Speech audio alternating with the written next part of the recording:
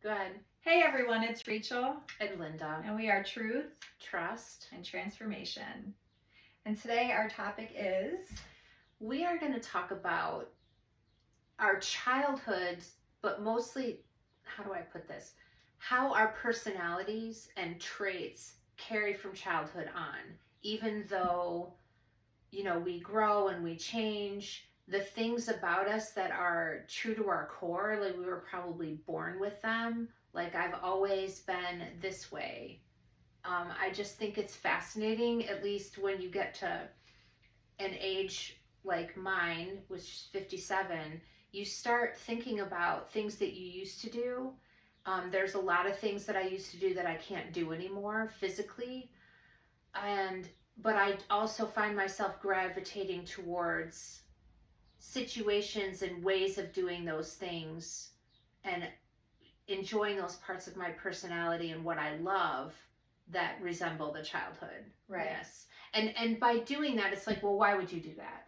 Well, why I do that is that it helps me sink into enjoying my life more. Because it's like, what's this thing that you've always had that you loved? And it's like, oh, I want to keep leaning into that and leaning into being me instead of being what I'm being influenced to be. And I just feel like my life feels more fulfilling and joyful when I'm really sinking into who I am. And so that hopping back and reflecting from like, what are my favorite pictures of me as a kid? What was I doing as a teenager? What was my favorite thing in college? And what am I doing now? Mm-hmm. And how that kind of plays out. Right. So I get what you're saying. So like in my childhood, I loved to be outside. I remember being a kid, like 6 and 7 years old, and we lived in a pretty small town, and we had this enormous field that was like so long, probably like 3 football fields, and then there was a cornfield that was huge, and then after that cornfield, there was like a hill, and then there was like a little, like we called it the pit. That there was water, and I remember in the summer, we lived in a time where you went outside, Yeah. like you were outside from the time you woke up, And it was until safe. exactly until the time the street lights came on, and then we'd have to like check in and be like, "Hey, we're here," and then we'd go back outside and play. Still alive. Exactly. Yeah. And so I remember I would just like pack a lunch, like I was 6 or 7, pack a lunch, and I would just go out there and I would just like take a book, even at that age, and I would just be outside. And I would just love to be in that certain area. We tried to build a little fort, and we'd take like a little towel or a little blanket. And I'd always imagine like what would it be like if I lived out here, like alone with no parents, and like I would just escape in my books, even at that very young age. And it's just something like I love to do. I love to be out in nature. I love to just like look at the trees and look at the vast beauty around us. And it always is just mind blowing to me when you just look at nature. I've always been drawn to nature. And when I met with Denise, we have a friend, her name is Denise, and she does like past life regression, and she does a lot of other things, but she told me like in one of my past lives, she was like, you were here and you were helping like plant the trees, and you were here. And I didn't tell her like I always feel drawn to like nature. And she was like, and that's why you feel in such awe and such love when you're looking at trees and like the environment and forest and nature. And I'm like, how did you know that? Like it was just something that I'm like, oh, she's the real deal. Like I've never experienced anything like that. I agree. And so I was always okay with being alone. I mean, I had 2 brothers, but there's like 5 and 10 years between us. And yeah, we would ride bikes and do stuff together. But a lot of the times I just wanted to be alone. I just wanted to read. I like to take pictures. And I'm not like artistic in that sense. Like I can't draw to save my life. Like I can do stick figures. I'm not someone that likes to like color or do arts and crafts. Like I'll do them, but it's not like it doesn't bring me joy. Like I'll do them with the kids, but like but just being outside, I could literally take a hammock, go out in the middle of nowhere, have a book, and I could just like be there and be completely happy and at peace. And how does that play out now? I still like I could just like even now yeah, I can take a hammock. I can go be out in nature. I can just read. I can be alone. I never feel lonely. I never feel bored. I just always Mm-hmm. feel at peace. I could like just sit out in the grass and I'll take my granddaughter and we'll go lay out in the grass and we'll just look up at the sky and like Mm-hmm. we'll just talk about like the clouds and the trees and how the grass feels, and I just feel so at peace when I do Mm-hmm. that. Like it brings me joy. Or like here, because we have a lot of beaches, I love to go to the beach and I could just like lay out there all day. I don't even have to get in the water. I could just like I just like to look around and look at the vastness of the water, and it's just like so calming to me. Like I would do that any day over anything. Like Yep. going on vacation, I want to go somewhere where there's water and where I don't have to do anything. Like I don't want to go on vacation and have this huge itinerary where like we're gonna do this, this, this. No, I just want to wake up and go with the flow. I just want to Mm-hmm. be outside, be in nature, and just really just be there and be present. And that's something even as a child. I remember we used to ride bikes. Like we would Mm-hmm. so we lived in Perry and the next town over was Morris, and it was probably like, I don't know, 10 miles. And so me and my brothers, yeah, we'd pack a lunch, we'd jump on our bikes. My Oh parents wow. worked, we're latchkey kids. Yeah. My brothers were responsible for like watching me, making sure I didn't die, make sure I ate. And we Glad would you literally didn't. jump on our bikes and we would just ride our bikes and we'd be gone.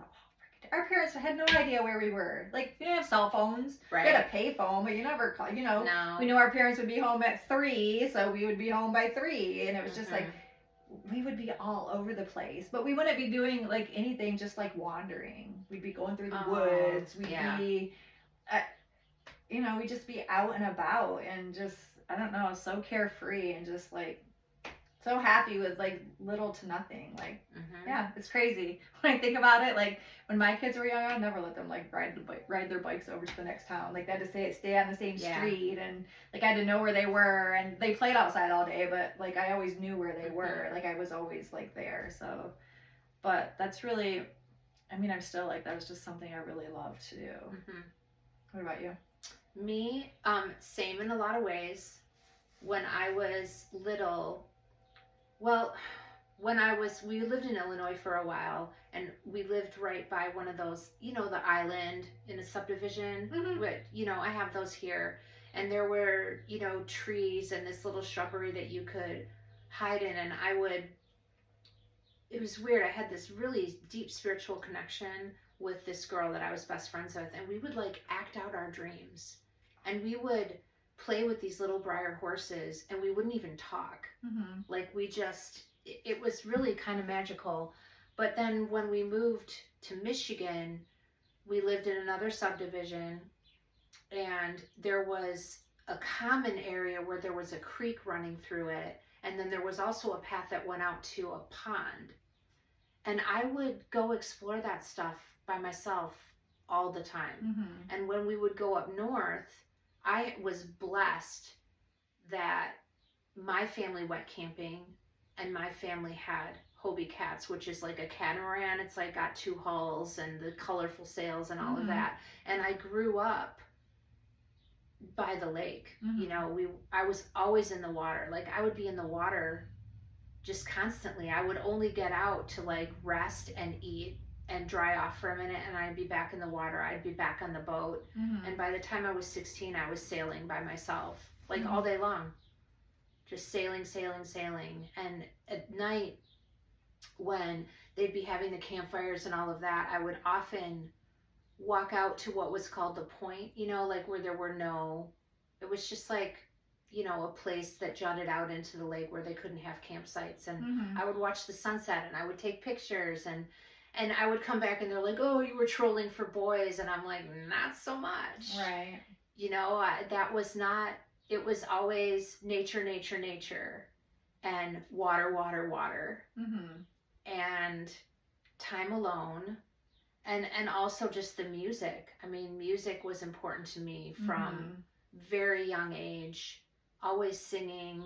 And that, and like when I think about my favorite pictures of myself, they're either in water, or one of them is having my dog. I got my dog to get on my lap, and somehow I got my mom to take a picture of it. I was probably 4. and animals are like really, really important to me. Mm-hmm. And I noticed that I keep going back to nature, and I was blessed for this one period of time where, because my husband's work, I had a place to stay in a carriage house near Lake Michigan. Mm-hmm. I remember. I came to And see you. yeah, Yeah. and uh, by that time, my husband and I weren't getting along, and it was a very small space. And so I would just go by myself once a month with Rufus, my Mm-hmm. dog. And I would get so quiet. Like in the main house, there was a screened in porch that backed up to this woods. And I would literally sit there and stare at the trees for like an hour at a time. And I would get so quiet and so centered, to the point where I would go on a walk, and I remember this fox. There was a fox and these baby foxes that got, as close to me as the camera is right now. Mm-hmm. And it just felt like a coming home to myself, like spending that time by myself in nature. It was like, oh yeah, this is who I am. Mm-hmm. And I'm glad for it. And just cutting out all the noise. Um, it's really, I don't know. I'm grateful. Mm-hmm. And going, even just like I said in the last episode, going in my backyard and sitting in the swing and just, or in the hammock and staring at the sky and watching the birds. I put the bird feeder out there selfishly because I want the birds around me. Right. And there was, last summer, it got to a point where I could recognize individual sparrows.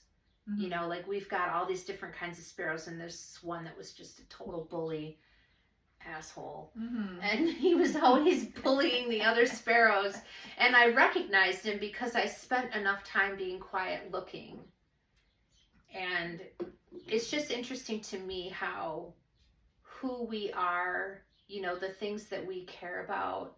Like I was always very empathic and wanted to save the world and all of these things. And now I know saving the world happens one person at a time, and it starts with me. Right.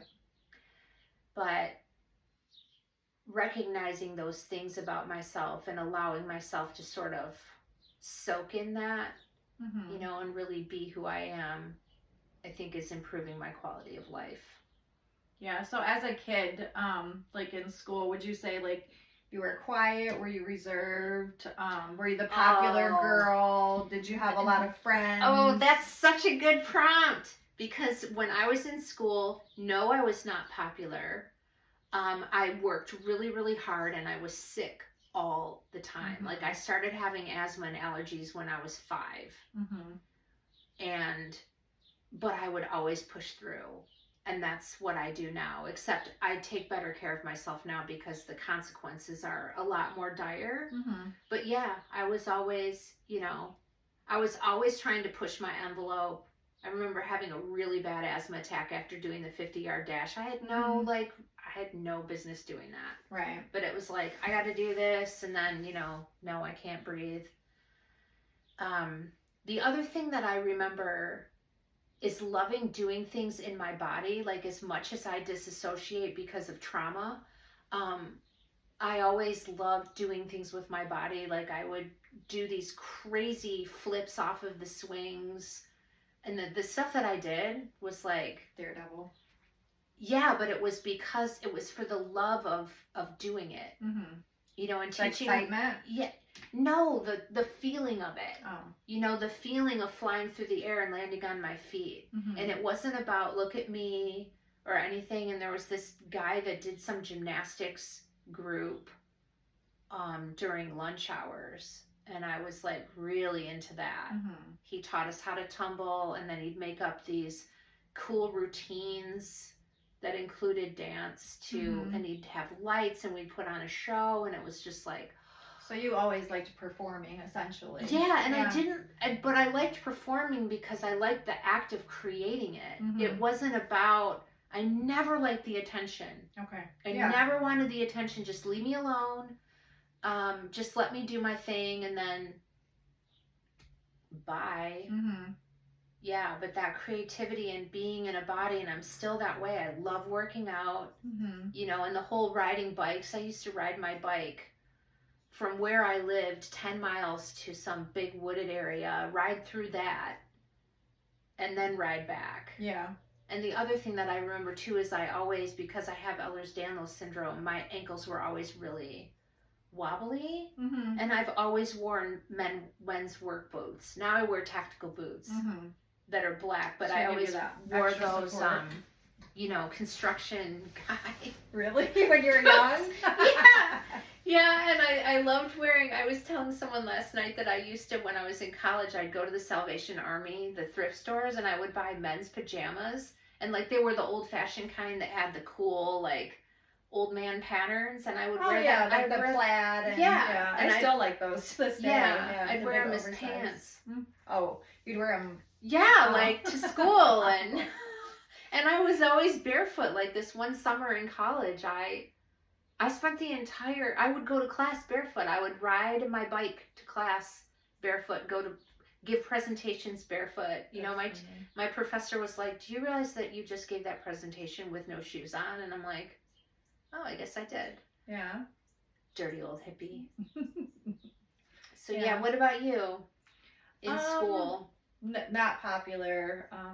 Very quiet, very shy, very reserved. Yeah, not outgoing at all. I think I always felt like self-conscious and always wanted to feel like I belonged, and I just never felt like I did. I was also, it's funny, I was also sick a lot as a kid. I had like asthma. I get strep throat all the time. Yeah, me too. I was in and out of the hospital.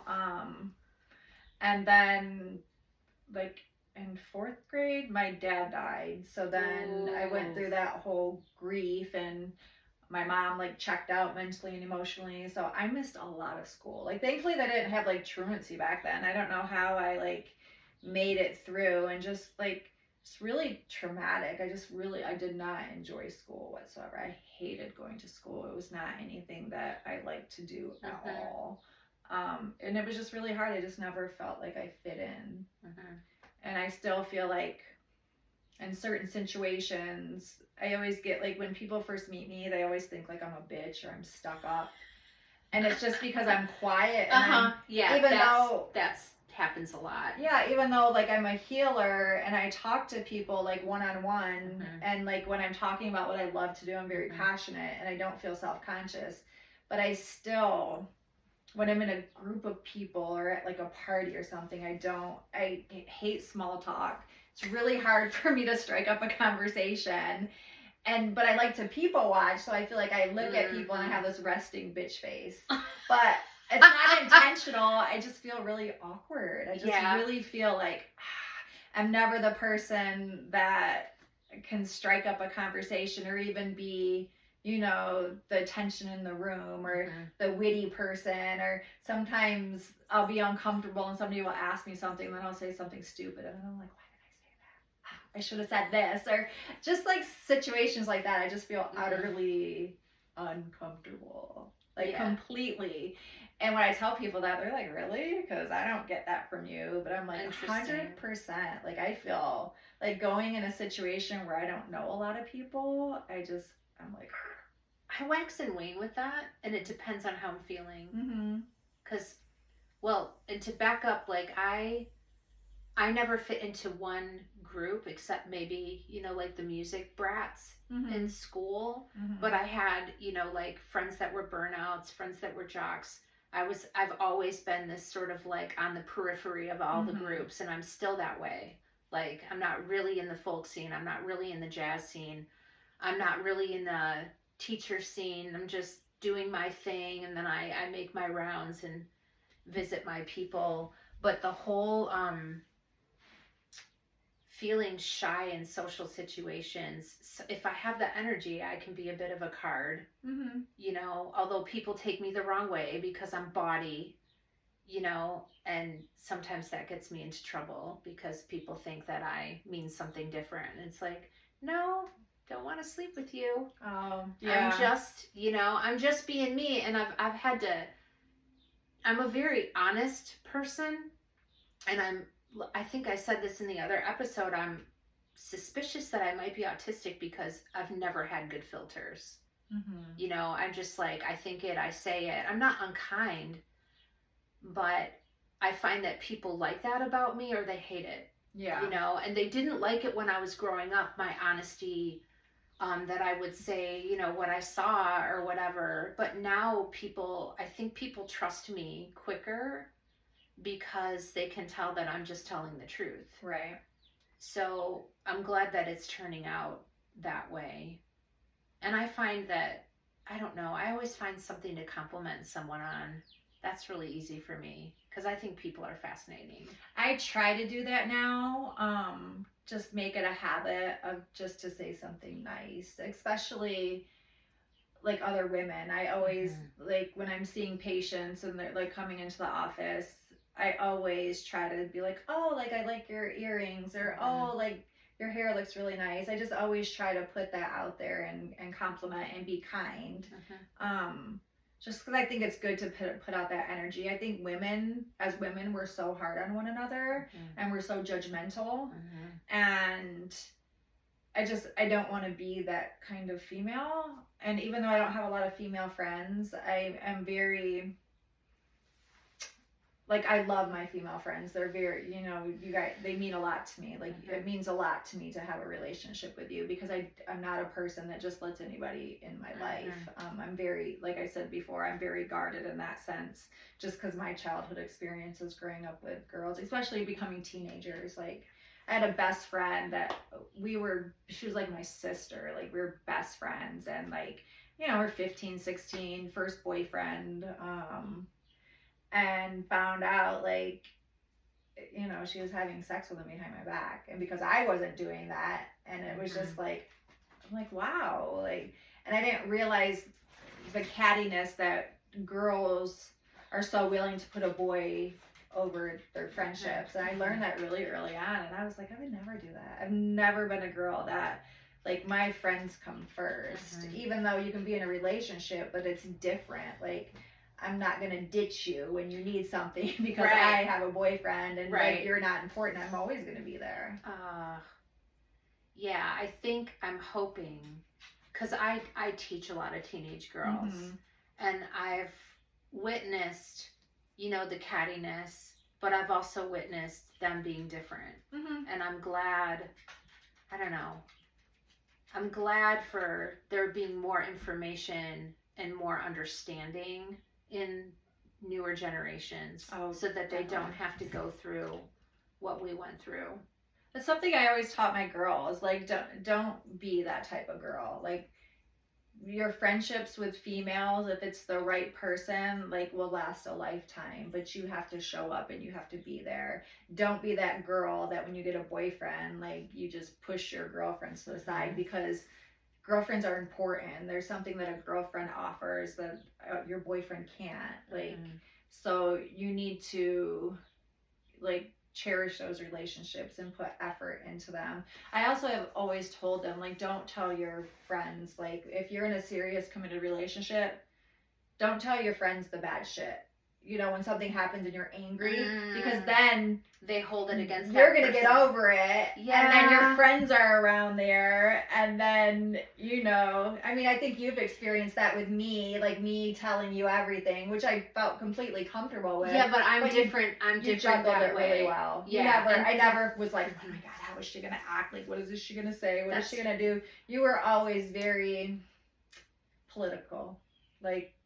Well, part of that is because I had my own version of that.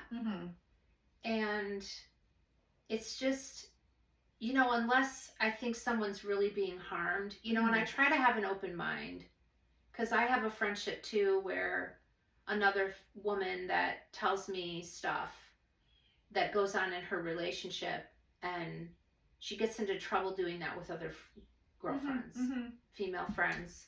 And I try to have a balanced view, you know, and say, but look at all of these positive qualities, and this is how this is different from the abusive relationship that you were in. blah blah blah. Yeah, and I think some of that is to make a decision that you don't want to be a gossip, Right. because that is part of that. And I don't think I've ever really felt comfortable being like, you know, about people behind their backs or being mean. Right. Like I had this one mean friend that I don't know why, and it didn't last long in junior high. And one time she came home with me and we said some really mean stuff to this other girl while we were walking home. And I was like, I'm never doing that again. Yeah.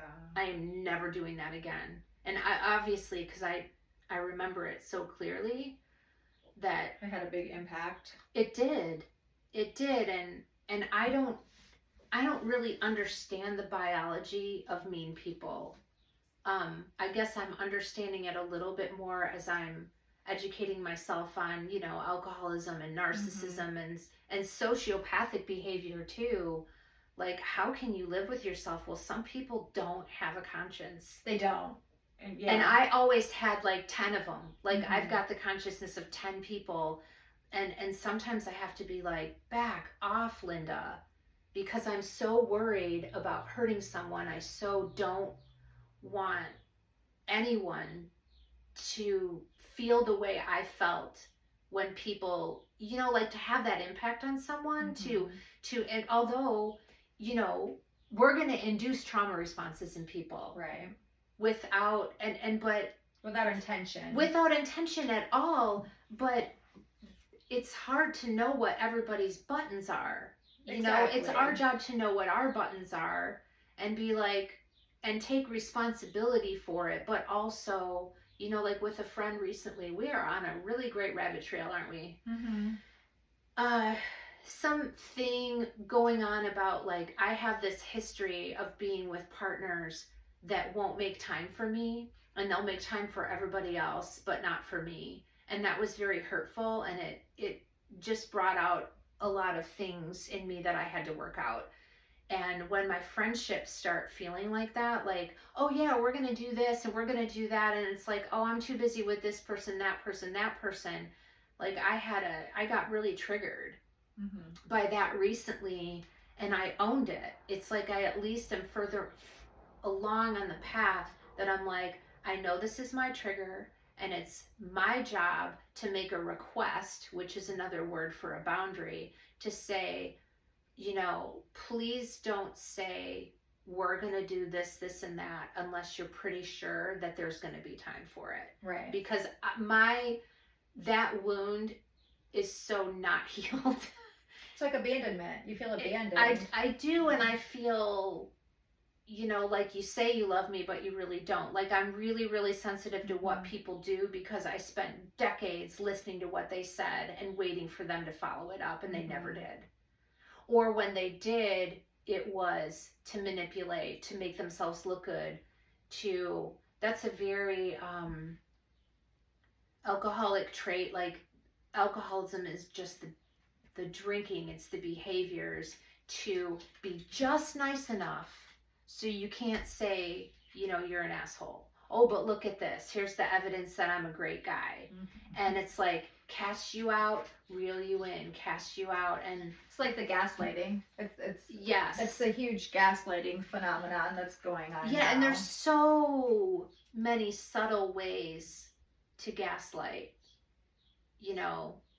like to make someone doubt their reality. It's amazing the nuances that can happen. So anyway, childhood, adulthood, I don't know, I like myself. How about you?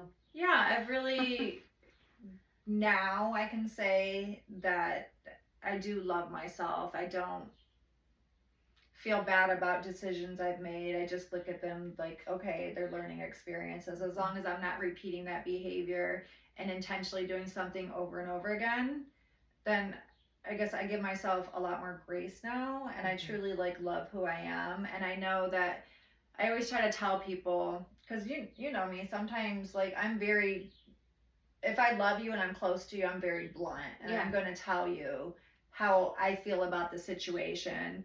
And I always come from a place of love. And I think you know that. And I think sometimes I have to like tell my daughters, like, I'm coming from a place of love. I'm not coming or saying this to hurt you. I've just noticed this, and I'm coming from a true place of love. And I'm sorry. And they say, and I shouldn't say this because it's dismissive, and I'm not being dismissive. Like, what I'm saying, I can't control how you interpret it, but I can tell you that I'm coming from a place of love. I'm not coming from a place of being mean or hurtful or anything. And so I think as they've gotten older, they've learned that, like, no, she's not trying to be mean and hurtful. And it hurts when she says this because maybe it's true. And so I think I've just learned to, for me, I have to be honest. Like, I can't like hold things down because I'm a non-confrontational person, and if I hold that in and hold that in and hold that in, I'm gonna blow up at the wrong person, right? Or I'm at just the wrong gonna blow time up and be mad, and I don't want to live with that. So I don't know. I think I'm learning to be like softer. I'm learning to be kinder, and not just be so like, this is just the way it is, and this is the way I am. So deal with it. So I'm really learning to like be comfortable with who I am and be comfortable in my body. And I don't know. I think too, it's like sometimes it amazes me that we haven't just all blown each other up, because human beings are so complex, and trying to get along and having, with all of the way modern life is, having the bandwidth to have space for grace, for people to be who they are. Like, I just want people to be who they are. That doesn't, granted, if someone's a sociopathic, narcissistic, horrible person and they don't want to work on themselves, then you go ahead and do that. But I'm not playing. Right, I'm not going to participating. So, but having that, and that's happened. We talked about this earlier before we were recording, about sometimes, I'll take you the wrong way because my personality, certain parts of my personality and your personality are like, boom. and it's like, I'm glad for that, and glad for my ability to say, oh, that's just Rachel being Rachel. And that's just me being me. And it's okay. Right. It doesn't mean anything's wrong. It doesn't mean, because it's so easy for me to take things personally and like, oh, someone's going to be disappointed in me if I can't do something the way they do it. And it's like, that's insane. That is. But that's what my brain does. And I think a lot of people, it's like I take on these expectations of thinking I should be like other people, when I don't think that other people should be like me. Right. But like maybe overtired, immature version of myself is like, well, why aren't you just like me? It would be so much easier. And it would be boring, know, and we wouldn't learn very much. And I don't know. I just think having, like, letting there be space in ourselves, and being okay with how we were created. It's just like, and that whole concept of like, how were we created? Like, where did our personality come from? Because honestly, I used to think, oh, if my mother hadn't, and it's like, no, you were sensitive to begin with. It was just a bad combination to be super sensitive and have a critical mother, but at the same time, you can use those situations, as hard as they are, to grow even more. Like, I was having this conversation with myself. I'm like, and I've thought about this a lot, would you, if you were going to get rid of one of your stressors, would you rather get rid of the abuse or the Ehlers-Danlos syndrome? And I was like, definitely the Ehlers-Danlos syndrome, because I want to grow from something. And I feel like it would be easier to grow if I had a lighter load. But then I think about all the things I've learned from living in a compromised body my whole life. Like, I wouldn't have those qualities. I might be one of those artists that ends up dead in a bathtub, or whatever, because I pushed myself too hard and I didn't have the physical disabilities to kind of like pull on my leash. I don't know. I mean, one will never know, but it does help to be able to see the good things that have come from what I have and what I am and how I'm made. I think too, like growing older, I think you just learn to have a little bit more grace. Like I can look back and my mom was a terrible mother. Like honestly, she did not show up. She was not there, and I raised myself, after my dad died and my life shifted. And for a long time we didn't have a relationship, but as I had kids and I got older, I was able to understand and I was able to forgive and really hone in on the grief that she had, and she just couldn't function. Yes. And now I have empathy for that, and I love her. She's my mom, and maybe I wouldn't be I definitely wouldn't be who I am now if I hadn't went through those experiences where I had to figure shit out, and that's still my personality. I figure it out, because there wasn't anybody there to help me. I had brothers, but they're brothers and they were teenagers, and they were grieving, so it's just I had to figure out a lot of stuff, and I made a lot of mistakes along the way, looking just for someone to love me. Oh. But I needed to love me, Yeah. and that's where I am now. I love me, and that's all that matters. I have to love me first, because I can't give love if I don't have love. So that's a huge learning experience that I've learned. And when people say, would you change anything in your life? I really wouldn't, because I wouldn't be where I am today. I wouldn't be who I am today if I didn't go through all those experiences. And so whatever my purpose is here on this earth, that's molded me to where I am and who I am now. And I'm grateful for that. My life isn't bad. I really truly can look at myself and say that I love myself 100%, flaws and all. Yeah, it's a relief. It's a relief to feel that way, because I can remember as a child, as a teenager, and all these years of just being I know I should love myself, but I hate myself instead, and then having all of that proof coming back from how I was treated by other people. But at the same time, I used to call it my pilot light. I always had this light and it would never go out. It was just okay, so you don't believe in me. Well, I'll show you. And I used that resistance for a long time to push myself and to accomplish things. And now, not so much. It's not. I don't feel like I I have that need. Yeah, I don't want to. I don't want to prove anything anymore, and that's a beautiful thing about being older. You're just oh, is that really important? I'm so over it. Yeah. But I want to experience joy. That sounds so trite, and when I've heard people say that, it's just oh yeah, the joy thing.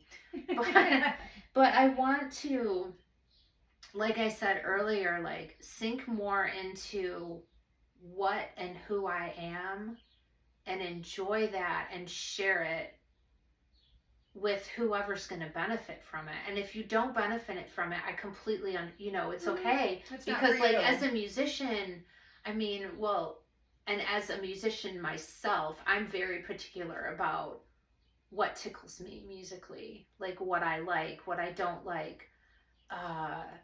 And I understand that other people like different things.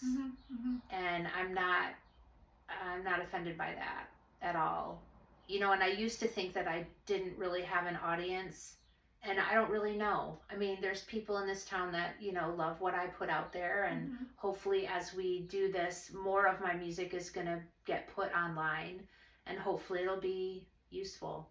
Yeah, absolutely. We are going to put some of that out. So I think that's going to be the end, because we could literally talk on and on and on. Yeah, we could jump from one subject to the next. Yeah. So thanks for joining us. Please comment, like, and subscribe. Any questions, leave them in the comment section. And thanks for listening. Thank you. Have a great day.